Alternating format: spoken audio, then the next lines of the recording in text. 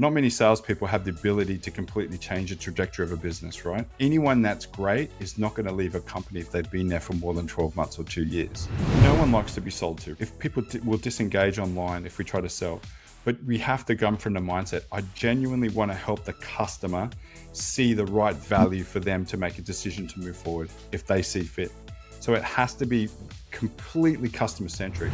People try to apply a sales process for a business with momentum, right? Who is winning clients consistently, to a company that has zero momentum. And the way that you approach the market changes as your business grows. If the technology adoption life cycle, you've got the innovators, early adopters, early majority, how you try to engage with those stages in the market changes.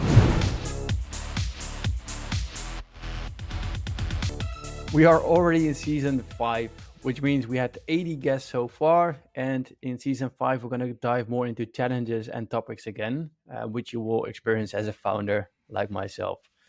In today's episode, we're going to talk about how to move away from founder-led sales. My guest is Gavin Tye. You might have already heard him before, as he was also a guest in season 1, episode 4 to be more precise.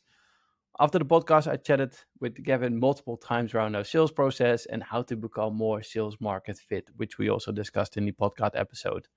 He's helping now clients to move away from founder-led sales. So he has seen the inside of multiple companies, as we say in Dutch, has been in the kitchen for multiple companies, which is always great because he's seen a lot more than just one founder, right?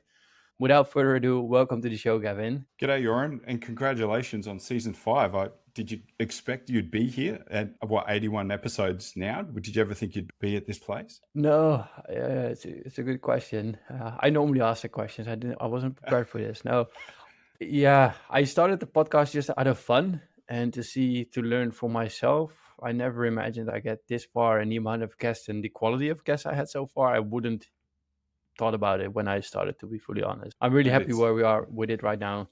Yeah, mate, congratulations, and thanks for having me on again. I'm looking forward to having a discussion. Yeah, it's going to be unique, the second timer. But I'm still going to ask the basic questions first to dive into the topic. So we're going to talk about like how to move away from founder-led sales, right? Maybe even just a super basic question. What does founder-led sales actually mean?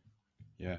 So I think founder-led sales is actually the beginning, right? At the most simple terms, it's the beginning of trying to sell your platform. And the founder, who is typically the subject matter expert in the business, they're the ones who from day one are going to be working a part-time job to then transitioning into full-time, who should know the problem that their solution solves. So it makes sense for them to engage with the market, try to create a competitive advantage, build up that sales momentum. They're starting at a standing start. So zero sales momentum, which is zero trust in the market. And the founder is really the best person placed to add to the body of sales knowledge that is needed to get to the tipping point to start making sales of what they're building, really, at the end of the day. Yeah. So as you mentioned, like you're a real subject matter expert because you started the company in the first place by having the knowledge, and then from there, you're doing everything yourself, like selling the entire product and building the product as well in the meantime. Yeah, most B2B SaaS founders today, if they're starting a business, have some type of subject matter expertise, right? Yep. They've identified they're probably sitting in a job for a while and they're going, okay, can I build software to solve this problem? And so they should know that problem better than anybody. And it makes sense for them to go to the market because it is difficult to get traction. 0 to 1 is very difficult. And sometimes you see that people can't get from 0 to 1 and they think, hey, I need to hire salespeople to actually get me there.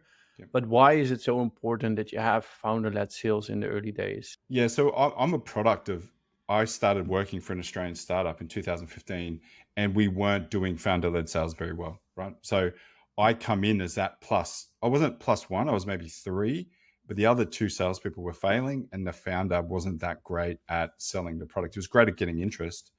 But it took a long time to actually unpack how to sell it. Why I think people have the challenge when it comes to founder-led sales is they're not outcome focused, or they're not trying to create a specific demand for their business. And they're just going through the motions, right? They do a go-to-market strategy. They go out, speak to clients and go, okay, I've done everything that a go-to-market says, or what my SWOT analysis says, or what experts have set out in the field. I've done everything. and they're not buying and they don't know what to do from there. And I was in exactly that same position until I realized we needed to be outcome focused. So we needed to affect mindset shift inside our buyers' minds to get them from not knowing us to wanting to buy us. And the founder is going to be in the business for the longest time, then longer than any salesperson, and they have to be the body of knowledge that can add to the sales strategy, that so it gets easier and easier over time. One more before we really dive in. Like, why is because founder-led sales isn't the easiest thing to do, right? Like, why is it so difficult? Why it's so difficult is people try to apply a sales process for a business with momentum, right? Who is winning clients consistently, to a company that has zero momentum. And the way that you approach the market changes as your business grows. If the technology adoption life cycle, you've got the innovators, the early adopters, early majority, how you try to engage with those stages in the market changes. And when a founder who with not a lot of sales experience reads something online and goes, okay, I need an SDR, I need an AE, that seems to be working for a Miro when they're doing product-led growth or something like that, right? I'm going to implement that in my business, but it's the wrong type of engine to build momentum in the early stages. And founders aren't starting from the premise of, which is what I've learned the hard way, is although they're trying to strive for product market fit, they need to find their sales market fit, align their sales process to how their target markets buy, with the intentional strategy of creating demand for their product. And no one really thinks about it, right? They stumble across creating demand. But in the early days, it's building that trust and demand that matters so much. And that's why technical founders need to lead sales, right? They need to demonstrate subject matter expertise. So the people they're speaking to going, oh, Joran knows what he's speaking about. He knows about affiliate marketing. He knows about referrals, like a partnership program. I'm going to trust him to lead me to growing revenue in that stream. But that can often be an unintended consequence of creating demand, not intentional. That's why it's so difficult. Yeah, makes sense. And I guess the topic today is like, we're going to move away from founder-led sales, right? At one point, when should a founder think about moving away from founder-led sales? There's a 4-step process that I talk through with the founder, being able to move away. And it's a transition, right? From founder-led to team-based selling. It's very difficult. I was a product of a founder going, I want to grow the business. I'm going to transition to team-based selling. And it was a moment in time. He just said, this month we're hiring a sales team, off we go. But he never had the structure in place. So the structure, first and foremost, is one, you need to be able to convert and intentionally create demand. So that's first and foremost. Second, you need to be able to put it into a repeatable process that you can teach others. So one of the biggest challenges with founders is they may stumble through the sales process and be able to land some clients or sell to their first network, their immediate network, but they don't extend past their immediate network and haven't intentionally created a process. And so when they hire a sales team, they're essentially going, off you go and sell, but they're not subject matter experts. They don't know the problem very well. They're not intentionally creating demand. They're not learning from what the path that the founder's gone on.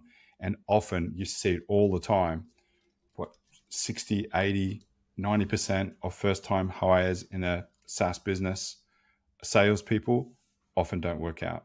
And it's not the salesperson's fault. It's just because there's not a strategy or a process in place. And it's because the founder doesn't understand it. They haven't done the right things. So the first step process is, number one, you have to be able to convert. That falls into, I'll give you an image of this for your viewers to get a copy of it if they want, right?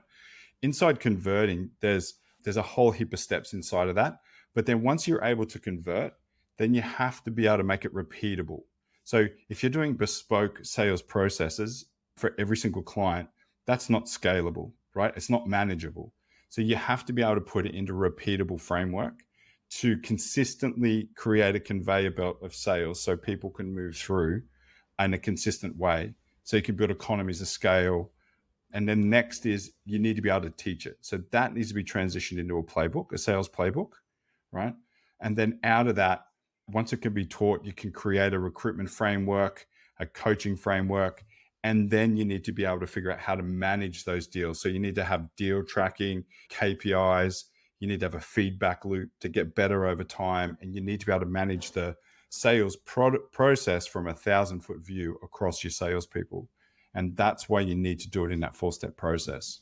If you don't do it in that 4-step process, if you have a certain amount of momentum as a founder, and you may maintain that momentum with the first salesperson, but what will happen is less and less time will be spent with the other salespeople, and performance will start to peter out a little bit. Yeah, so if I would say to quickly summarize, so the 4-step process, intentionally creating demand, create a repeatable process you can teach others. Yep. So it's being able to track it. Yep. Yeah. So number one is convert. Inside converting, you need to be able to intentionally create demand. You need to be able to demonstrate value. You need to be able to prove your value. You need to be more efficient over time. It has to lead into your lead generation strategy. And then the second stage is, so number one is can convert. Second one is must be repeatable. Number three, you can teach it to others. And number four is can be manageable. You have to be able to manage it across teams, across people. And inside all those, there's a heap of different topics, subtopics that go into each one of those categories. Yeah. No, sounds good. I guess we started with the question, like, when should a founder think about moving away from founder-led sales, right? Are there any signs or any things like you can identify as in, hey, this is the moment that you really need to start transitioning away? Yeah, it's a good point. Sometimes, like, maybe hiring a salesperson may not be the first step. Is once you can start doing, let's say a founder's doing their own lead generation and it's repeatable and it's working, maybe that is when they start transitioning out, and maybe they use an agency for doing lead generation, or they're using someone to book calls or whatever that is. But once it's repeatable, once a founder can convert and then it's repeatable, then they can just make it. Every business is different, but they can say, okay, I know exactly what I need to do here to bring leads in, or the first part of the sales process. I'm going to add that to the sales playbook or the standard operating procedure. I'm going to hire people in just to follow that standard operating procedure, right? Maybe it's not enough to hire someone full-time in the first instance. Maybe it's to an agency or someone, or outsourcing it to someone. Once you start that, you're building momentum and you're using more time up. Once you start being able to hire someone into full-time, then the founder can start pulling back in the sales process and withdrawing into more value-adding steps in the process. But it should be done in a pragmatic approach, right? And it's know the outcome that you're trying to achieve, and make sure it's documented. We've done this a few times where we've tried to hire an SDR, and in hindsight, we didn't have the playbook in place. So like although they're trying, we failed to communicate what they were supposed to do, the value we wanted them to position, the steps, and how we wanted them to lead the client through the sales journey. And ultimately is a failure, right? So you need to be able to manage those people early in that process. Yeah, I'm going to ask a couple of questions regarding that as well soon, like hiring your first salesperson. Yep.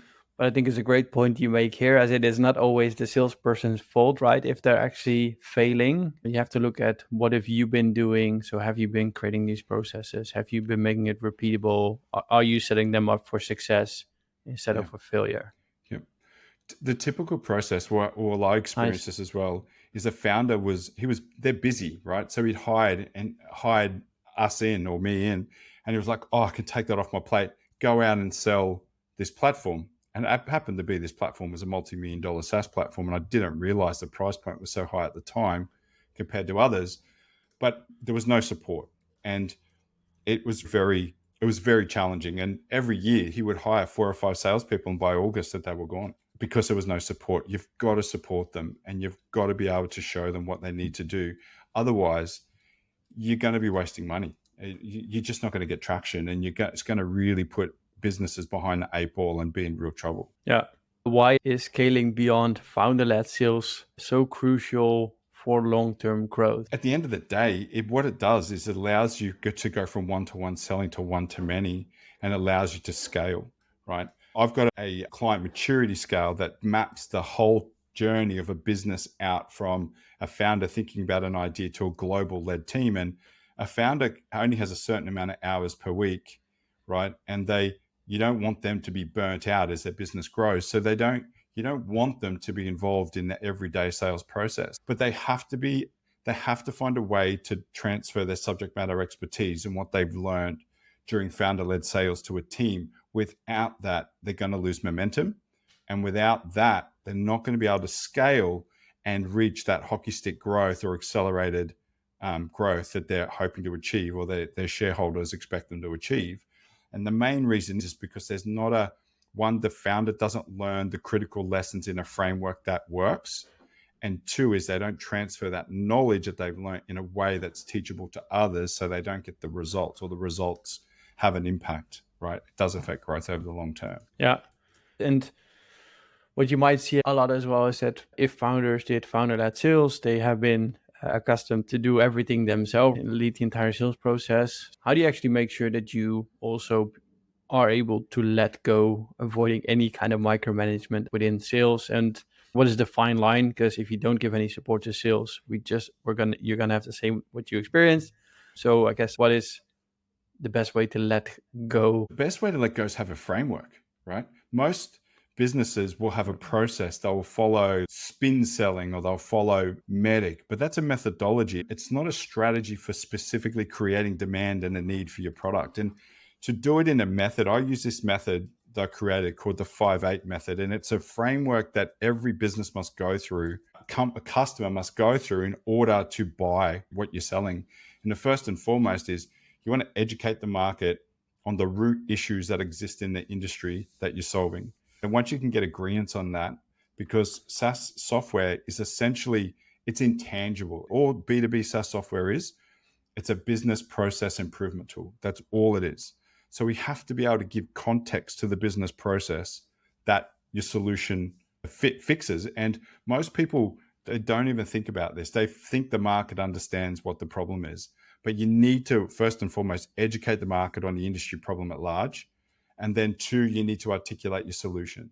So you need to say, hey, that's how I see the industry problem. So we're looking at the same issue, and then this is how I've solved it, or we've solved it in our startup. So that's the as-is process in your business or in the market. That's what it would be if you work with us.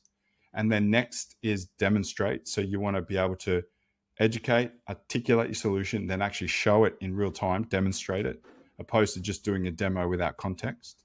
And then you want to quantitate. You want to prove the value that you offer.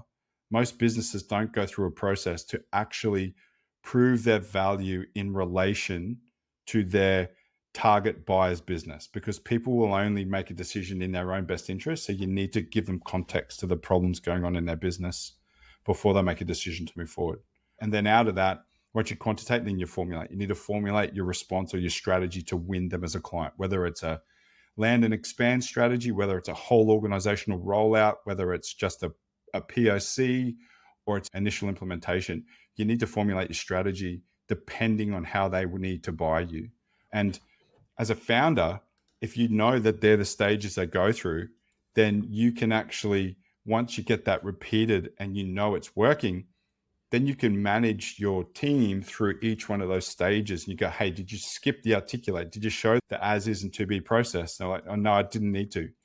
Okay, that's a red flag. We need to go back to that. So by having a framework that focuses on outcomes and helping a buyer on their journey will help a founder step back and be able to manage deals at a 1,000-foot view and not have to get into the micromanagement of it all. Yeah, like for people who want to dive deeper into this is exactly what we discussed in season 1 in the episode, like setting up a sales process. And I know you're really strong on it. It sounds so logical always, as in you need to follow the process, but it's also so easy to skip those steps or to think, okay, I figured it out now. I'm going to just wing it again. And I think it's always really nice to hear that you just stick with it, follow the process, go back.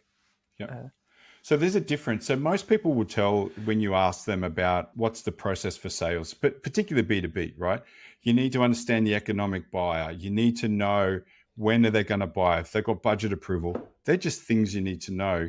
That actually does not build demand for your product. There's an underlying fundamental first principle strategy and process we need to follow. All that stuff is important. I'm not saying it's not, but there's a higher level of we need to help a buyer move through their natural decision-making journey.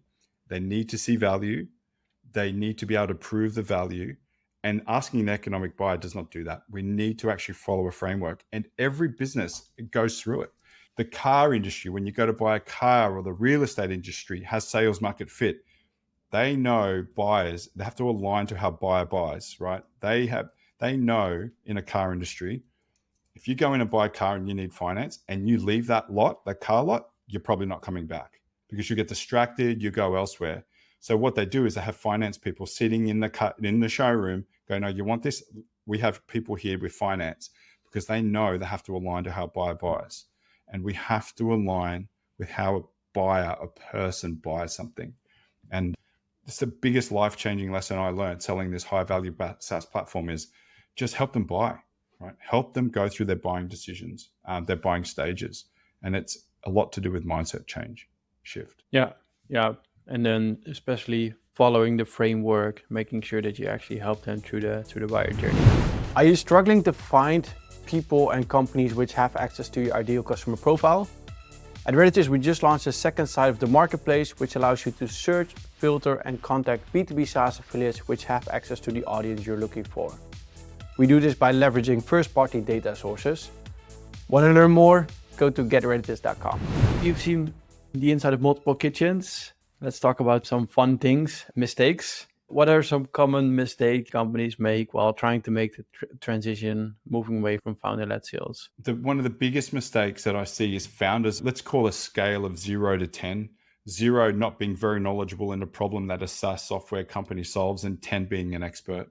A founder's on the scale of 9 to 10. But they make a mistake that the market actually understands the problems that they're solving really well, or they talk about the symptoms and not the root causes. Right. So a founder is talking very high level, but the market is here. And if they don't understand the problem, the market would disengage and go, I don't understand what's going on. I can't have context with the problem. I don't understand the full impacts. They won't pay attention and they won't buy. They'll go somewhere where they understand it fully. So a founder, someone I'm working with at the moment, right, they're revolutionizing the bicycle industry, and they're so entrenched in the problem. And they're like, this is what we do. It's amazing. These people will pop up in the next 6 to 12 months and they'll be a B2B SaaS company to follow, right? We sat down and I was like, so tell me what you did. And they were talking all the way through, clearly subject matter experts. And because I was once removed from the thing, I was like, okay, so you're approaching the industry from the top down where the market is traditionally going from the bottom up. And they're like, you've just nailed the value proposition and a way that we can communicate our value in a really simple way back to the people on the lower end of the scale. So one is they talk too high level for their market to understand. And then they don't have a plan. They just go in and just check in with people or let people come back, and they're not leading them to the buying decision. And they're just hoping that they'll get there. So the second one is hope forms a large part of their sales strategy. I hope they'll come back. I hope they see the value. I hope I've done enough. I hope this coffee will lead to a sale.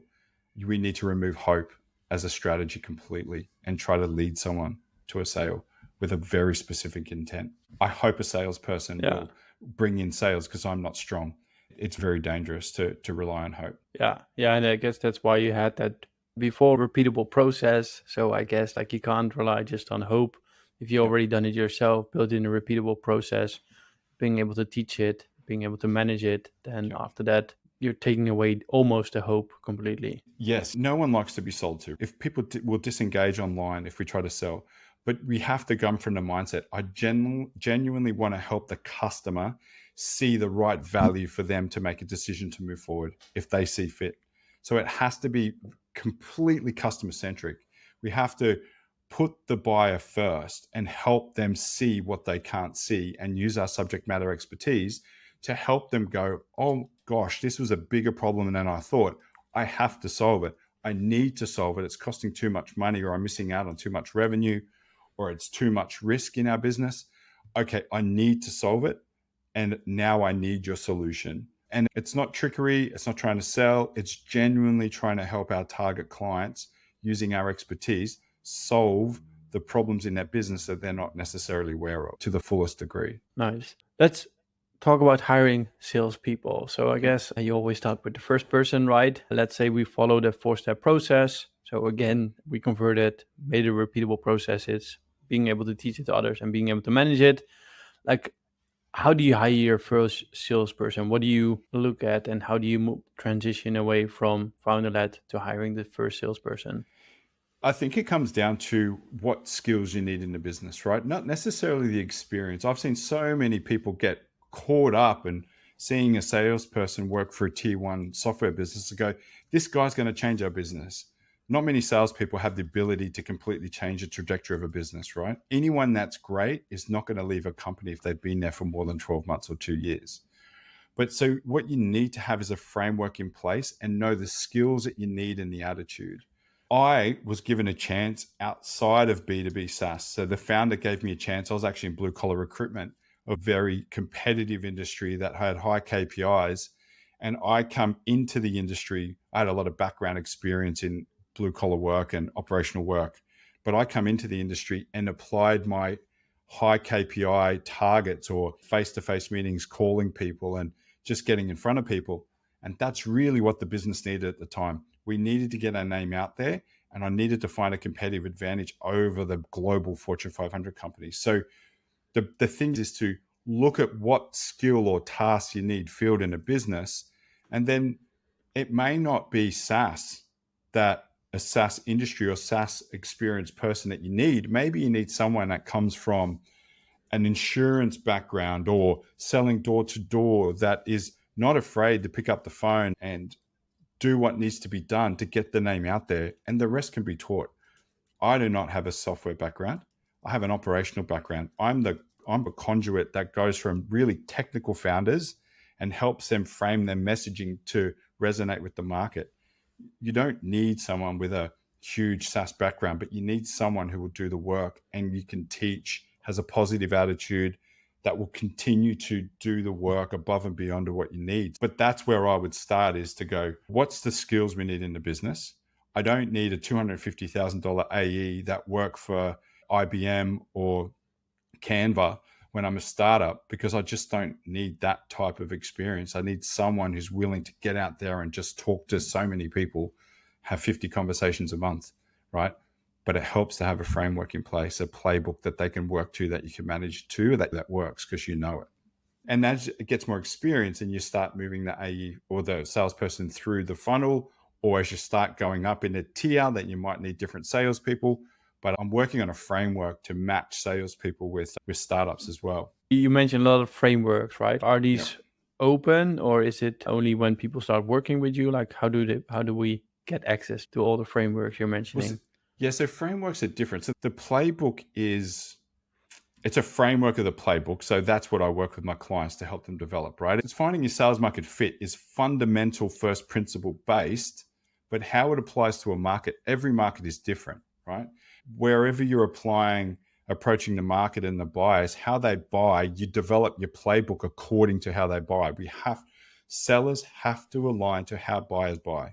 And so you create the playbook to align with that, but it's in a framework.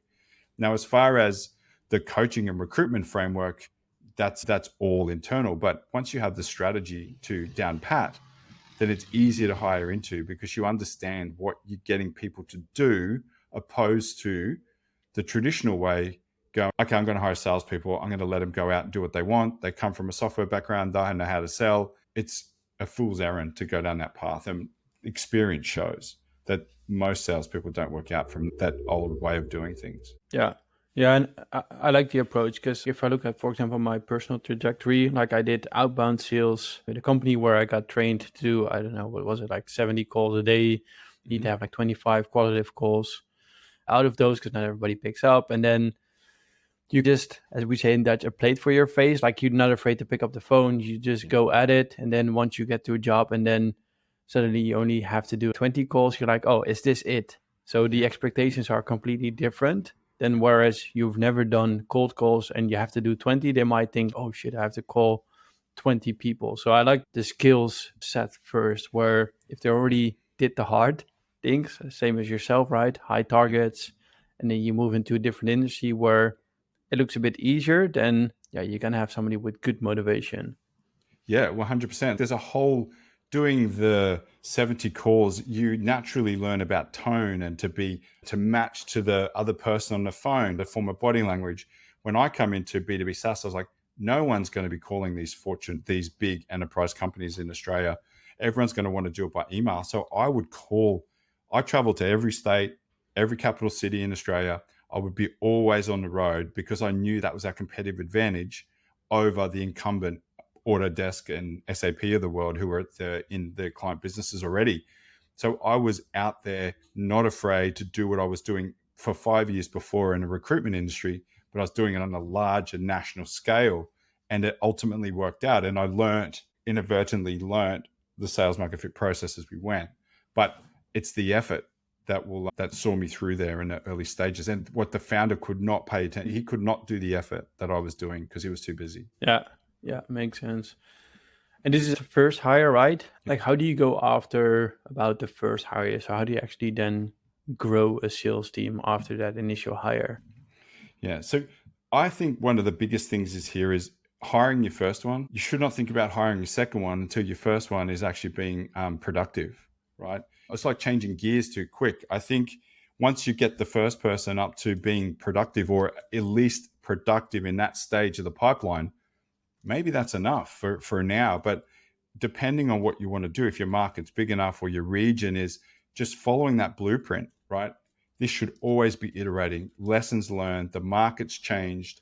What didn't work with that first hire, we should be doing lessons learned and applying it, right? And doing feedback sessions with that salesperson going, hey, did that work? Did that not work?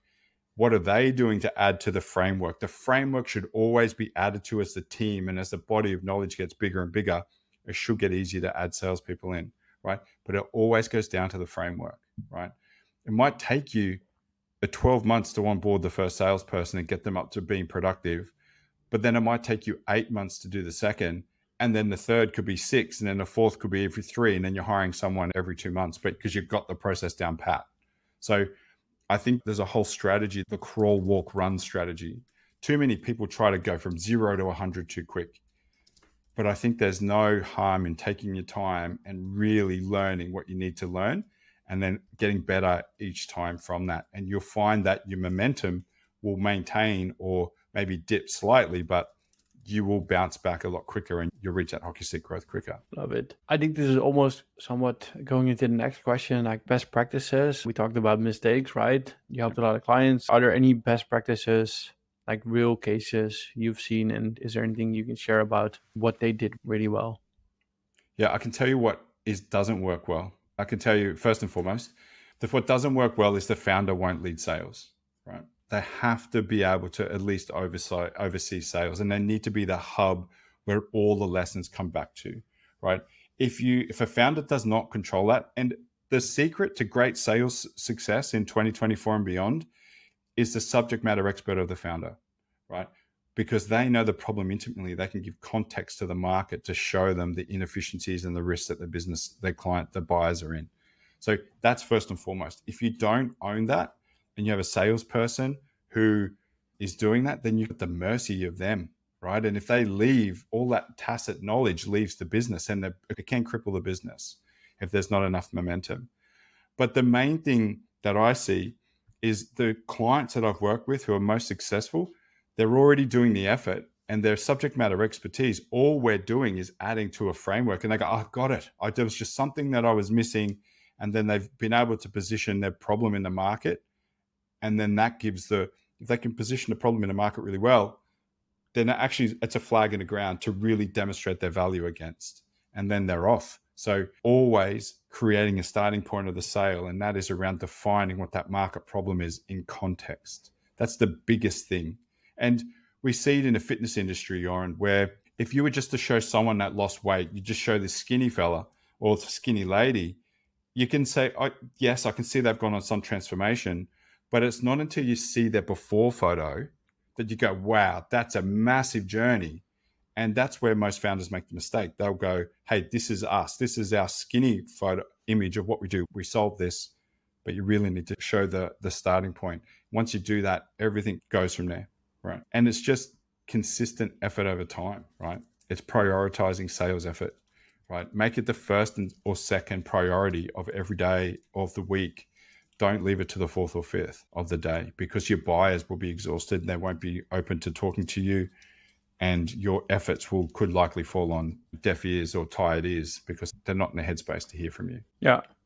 Yeah, I think that's a great example. I mean, we worked on it. I don't know if the name is supposed to go out, but the fat guy, skinny guy model, where you go from before going into the gym to actually doing all the work and getting there. Like we walked through that model as well, and I think for us it really helped, as in to identify where they're right now and where do we want to get them while training them along the way. So I think it's a good model to work out for any SaaS company, which Absolutely. goes into my next question.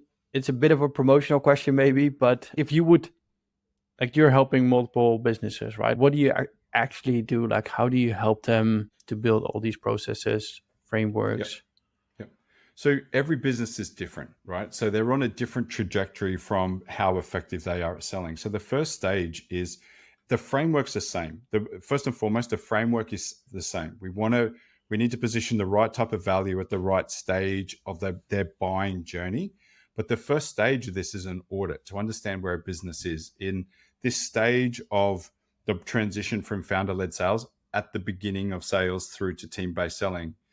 If there's a drop in revenue or sales momentum or effectiveness of the team, we just reverse engineer this Venn diagram, and I will do an audit and ask a business, hey, talk to me about this.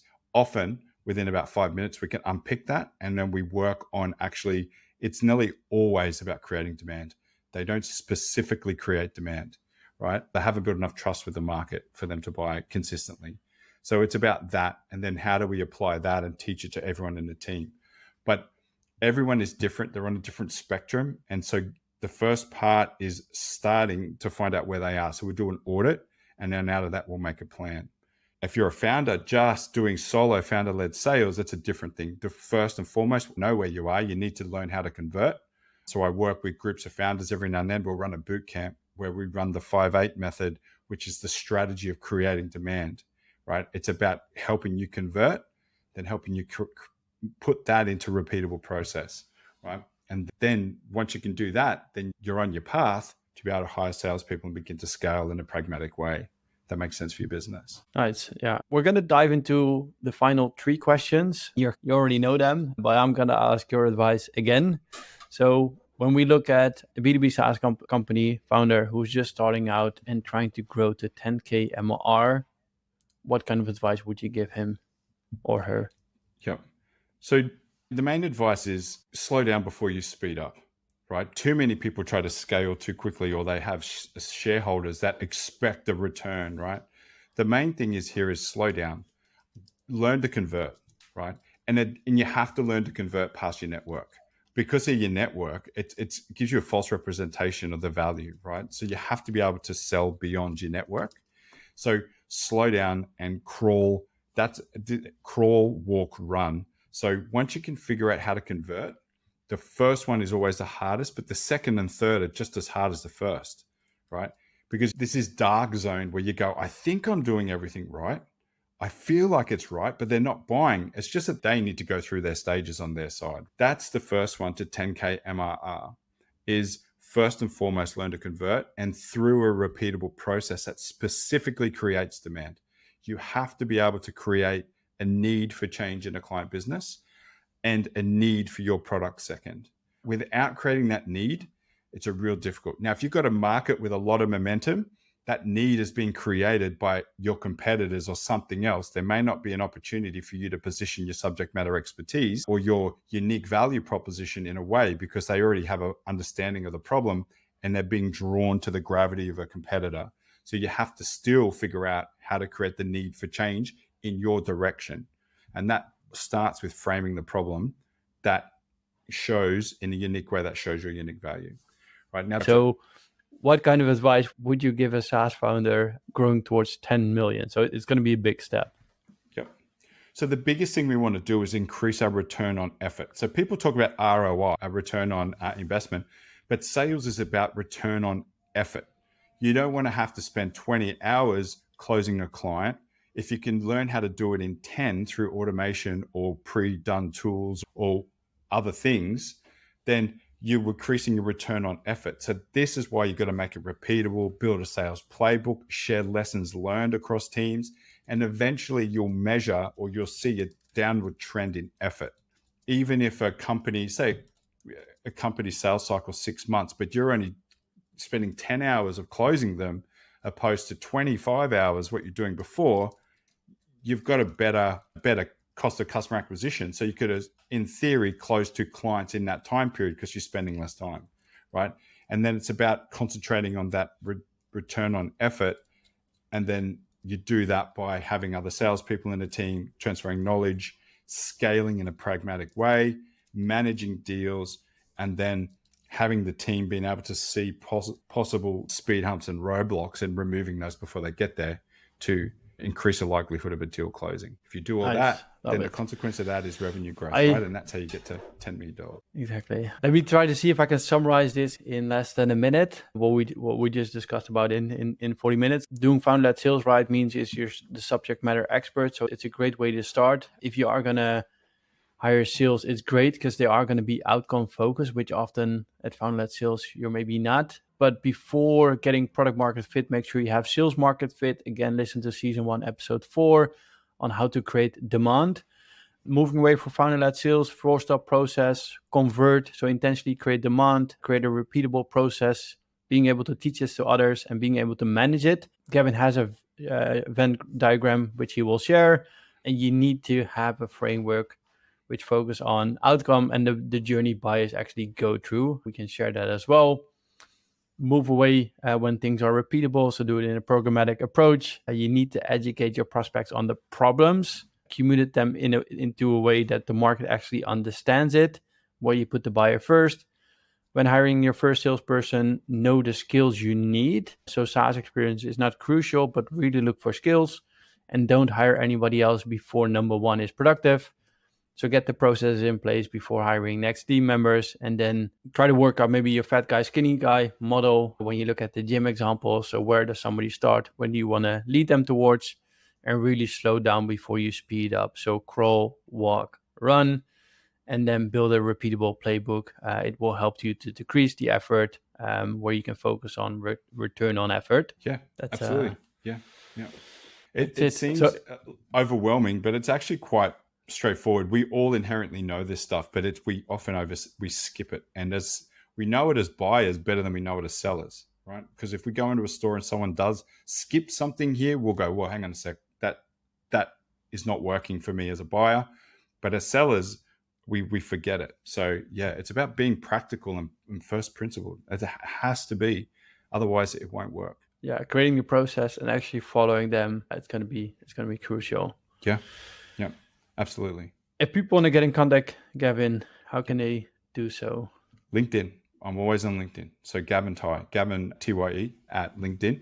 I have a founder-led newsletter on LinkedIn. It's on my profile there. The same with this article around the transition from founder-led sales, but I'll give you a link to that as well, Joran, for your podcast. If you have any questions or you're seeing a downward trend in performance by your team or you're struggling in founder-led sales, reach out. We can have a chat and I can see if I can help you out. Yeah, for people listening, I would definitely just reach out and have a chat with Gavin, because I did it after the last podcast, and for me, it worked out great. So we're going to link to your LinkedIn profile, going to link to the Venn diagram, going to link to the newsletter. And then for people listening right now, please always leave us a review. If you haven't, give the podcast a follow, and we're going to add polls to the podcast. So I always love to hear what you guys want me to focus on, because the last ones were always about, people wanted to hear more about bootstrapping, about practical things.